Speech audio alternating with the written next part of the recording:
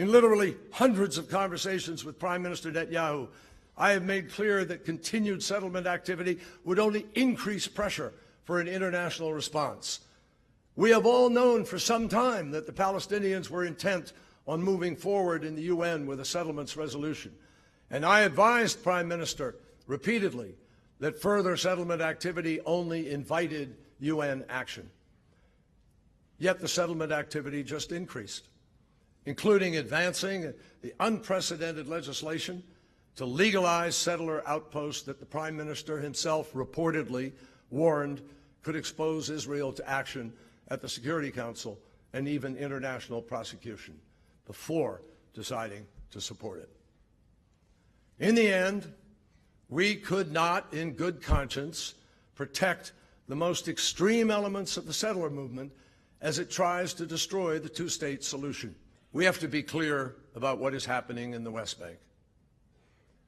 The Israeli Prime Minister publicly supports a two-state solution, but his current coalition is the most right-wing in Israeli history, with an agenda driven by the most extreme elements. The result is that policies of this government, which the Prime Minister himself just described as more committed to settlements than any in Israel's history, are leading in the opposite direction.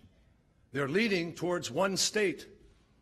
In fact, Israel has increasingly consolidated control over much of the West Bank for its own purposes, effectively reversing the transitions to greater Palestinian civil authority that were called for by the Oslo Accords.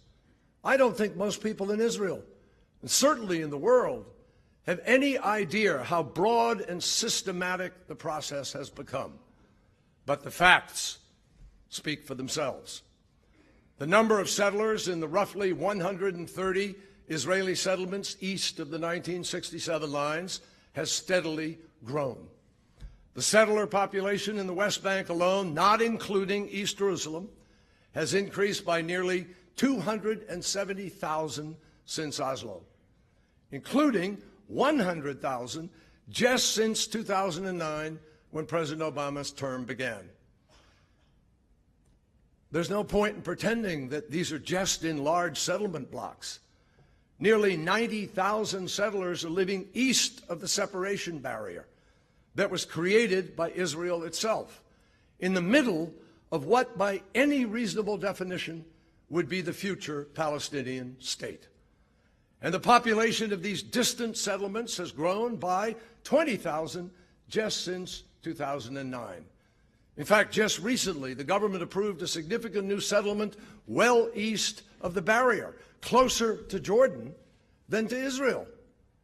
What does that say to Palestinians in particular, but also to the United States and the world about Israel's intentions? Let me emphasize, this is not to say that the settlements are the whole or even the primary cause of this conflict. Of course they are not. Nor can you say that if the settlements were suddenly removed, you'd have peace without a broader agreement. You would not.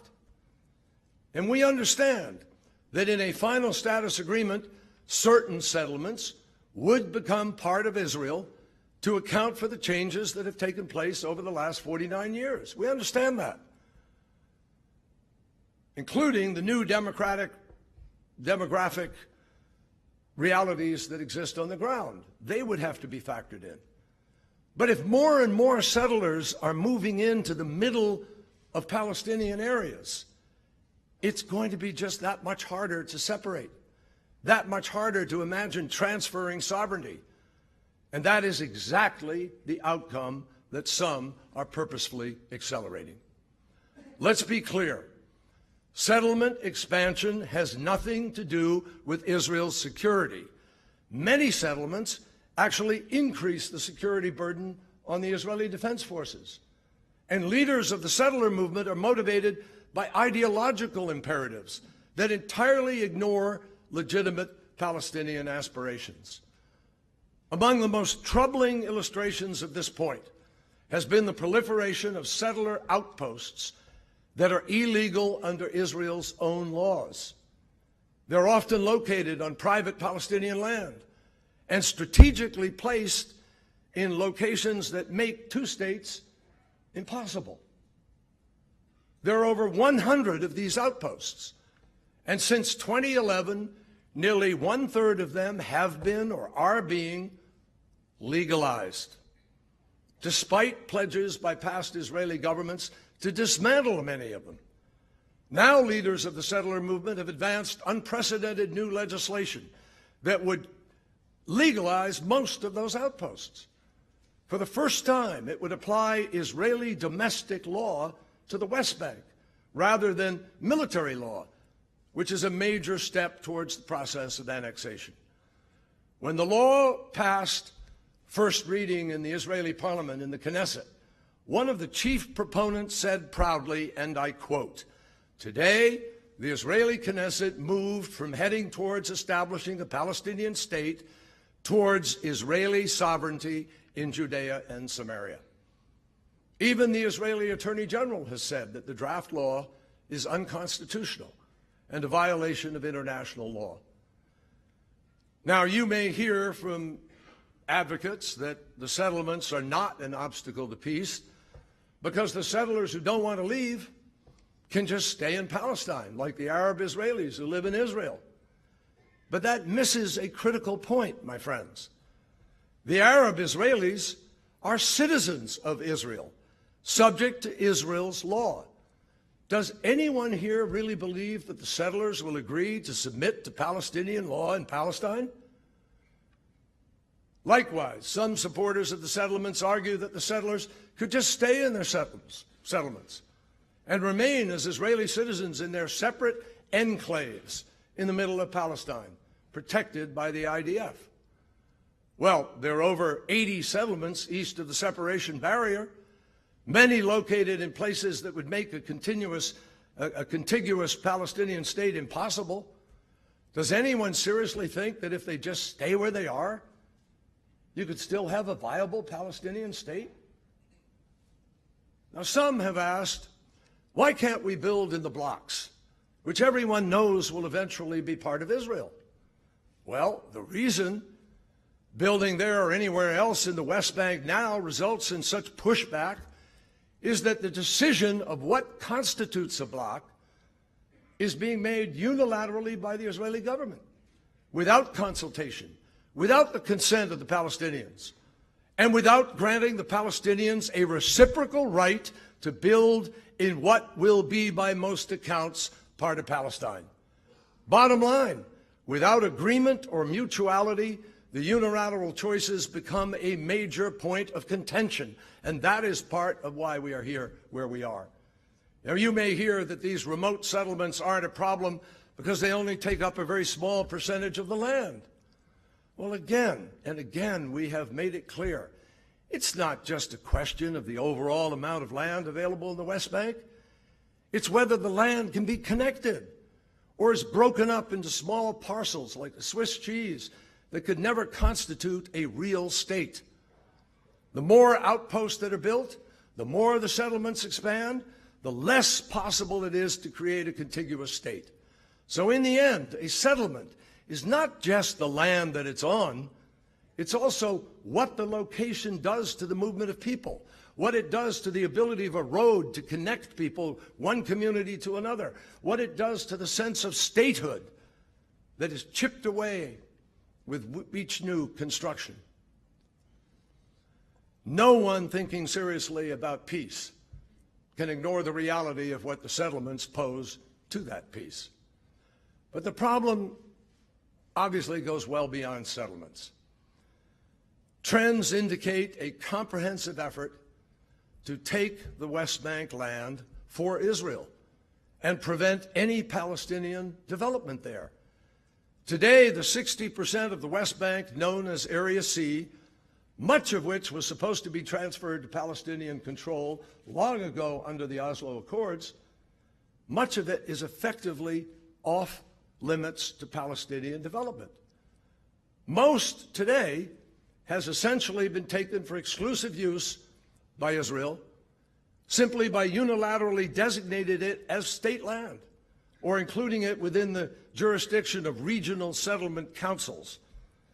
Israeli farms flourish in the Jordan River Valley, and Israeli resorts line the shores of the Dead Sea. A lot of people don't realize this. They line the shore of the Dead Sea where Palestinian development is not allowed. In fact, almost no private Palestinian building is approved in Area C at all. Only one permit was issued by Israel in all of 2014 and 2015, while approvals for hundreds of settlement units were advanced during that same period. Moreover, Palestinian structures in Area C that do not have a permit from the Israeli military are potentially subject to demolition, and they are currently being demolished at an historically high rate. Over 1,300 Palestinians, including over 600 children, have been displaced by demolitions in 2016 alone, more than any previous year. So the settler agenda is defining the future of Israel, and their stated purpose is clear. They believe in one state, Greater Israel. In fact, one prominent minister who heads a pro-settler party declared just after the U.S. election, and I quote, "The era of the two-state solution is over," end quote. And many other coalition ministers publicly reject a Palestinian state. And they are increasingly getting their way, with plans for hundreds of new units in East Jerusalem recently announced, and talk of a major new settlement building effort in the West Bank to follow. So why are we so concerned? Why does this matter? Well, ask yourselves these questions. What happens if that agenda succeeds? Where does that lead?